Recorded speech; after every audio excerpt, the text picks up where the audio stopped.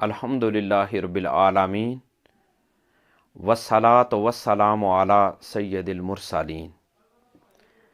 اما بعد فاعوذ باللہ من الشیطان الرجیم بسم اللہ الرحمن الرحیم لقد کان لکم فی رسول اللہ اسوۃ حسنہ صدق اللہ مولانا العظیم و صدق رسولہ النبی الکریم۔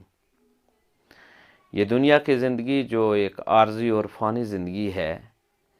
اس زندگی کو خوبصورت طریقے سے گزارنے کے لیے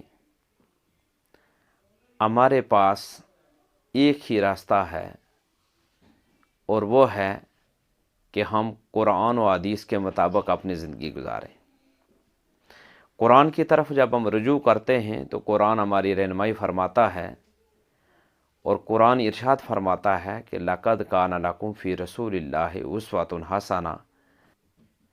تحقیق تمہارے لیے اللہ کے رسول صلی اللہ علیہ وآلہ وسلم بہترین نمونہ ہے۔ تاجدار کائنات صلی اللہ علیہ وآلہ وسلم کے فرمودات، آپ کی احادیث مبارکہ اور آپ کی سنتیں، آپ کی سیرت طیبہ، ان کو جاننے اور ان پر عمل پیرا ہونے سے ہی ہم دنیا میں بھی اور آخرت میں کامیابیاں سمیٹ سکتے ہیں۔ آج میں آپ کی خدمت میں جو حدیث پاک پیش کرنے کی سعادت حاصل کر رہا ہوں، وہ حدیث پاک صحیح بخاری میں بھی ہے اور صحیح مسلم میں بھی ہے، یعنی یہ حدیث پاک متفق علیہ ہے۔ اللہ کے رسول صلی اللہ علیہ وآلہ وسلم نے ارشاد فرمایا، انما الاعمال بالنیات وانما لکل امرئ ما نویٰ، کہ بے شک عملوں کا دار و مدار نیتوں پر ہے، اور ایک انسان کے لیے وہی کچھ ہے جس کی اس نے نیت کی، یا انسان وہی کچھ پائے گا جس کی اس نے نیت کی ہوگی۔ نیت دل کے ارادے کا نام ہے، اور نیت کا تعلق انسان کے ارادے، ایمان اور اعتقاد کے ساتھ ہوتا ہے۔ ہم جو کام بھی کرتے ہیں اس کی اہمیت نیت ہی سے ہوتی ہے، اس لیے کہ اس بارے میں علماء کرام نے ارشاد فرمایا کہ یہ حدیث مبارکہ جو میں نے آپ کی خدمت میں پیش کی، اس کو علماء کرام نے نصف دین قرار دیا، اس لیے کہ ایک اگر منافق ہے، عمل تو وہ بھی بہت اچھے کرتا ہے، ایک کافر ہے، اس کے بھی عمل بے شمار اچھے ہو سکتے ہیں، لیکن اگر اس کی نیت ٹھیک نہیں ہے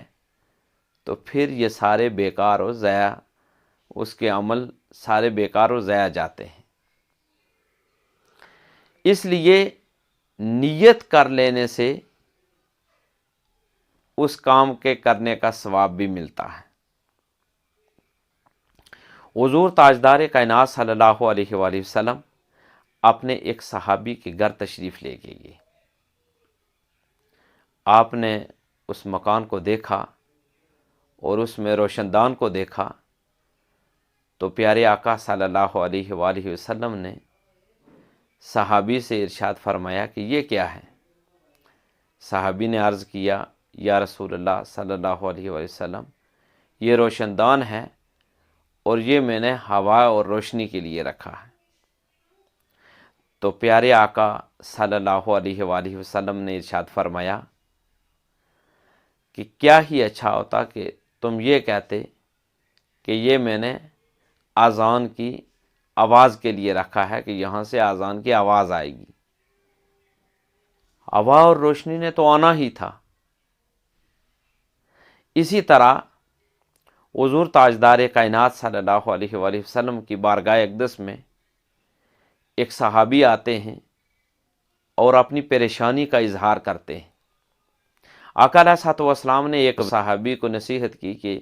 یہ وظیفہ کرو، انشاءاللہ تعالیٰ العزیز اللہ تبارک و تعالیٰ تمہاری پریشانی دور کر دیں گے۔ وہ صحابی واپس تشریف لے جاتے ہیں اور بول کال وہ جو وظیفہ آقا علیہ الصلوۃ والسلام نے عنایت فرمایا تھا پڑھنے کے لیے، وہ الٹ پڑھنا شروع ہو جاتے ہیں۔ جب وہ صحابی اللہ تعالیٰ کے اذن سے انہیں شفا ملتی ہے، دوبارہ آقا کی بارگاہ میں جاتے ہیں اور عرض کرتے ہیں کہ یا رسول اللہ صلی اللہ علیہ وآلہ وسلم، مجھے اللہ تعالیٰ نے میری وہ پریشانی دور کر دی ہے۔ تو آقا علیہ الصلوۃ والسلام نے پوچھا کہ تم کیا پڑھتے رہے؟ تو جب صحابی نے عرض کیا کہ یا رسول اللہ صلی اللہ علیہ وآلہ وسلم، میں یہ وظیفہ پڑھتا رہا، تو آقا علیہ الصلوۃ والسلام نے تبسم فرمایا، آپ مسکرائے، اور آقا علیہ الصلوۃ والسلام نے ارشاد فرمایا کہ تم الٹ پڑھتے رہے، اور پھر فرمایا چونکہ تمہاری نیت درست تھی اس لیے اللہ تبارک و تعالیٰ نے تمہاری نیت کی وجہ سے تمہیں کامیابی عطا فرما دی۔ تو ہمیں چاہیے کہ ہم اچھی اچھی نیتیں ہر وقت کرتے رہیں، اس لیے کہ جب ہم اچھی نیت کریں گے تو اللہ تبارک و تعالیٰ اگر عمل کی مہلت نہ بھی ملی، زندگی نے وفا نہ بھی کی، تو ہمیں صرف نیت کرنے سے ہی اس عمل کا ثواب بھی مل جائے گا۔ اس لیے اچھی اچھی نیتیں ضرور فرمائیے۔ اللہ تبارک و تعالی ہمیں اچھی اچھی نیتیں کرنے اور ان پر عمل پیرا ہونے کی توفیق عطا فرمائے۔ وآخر دعوانا ان الحمد للہ رب العالمین۔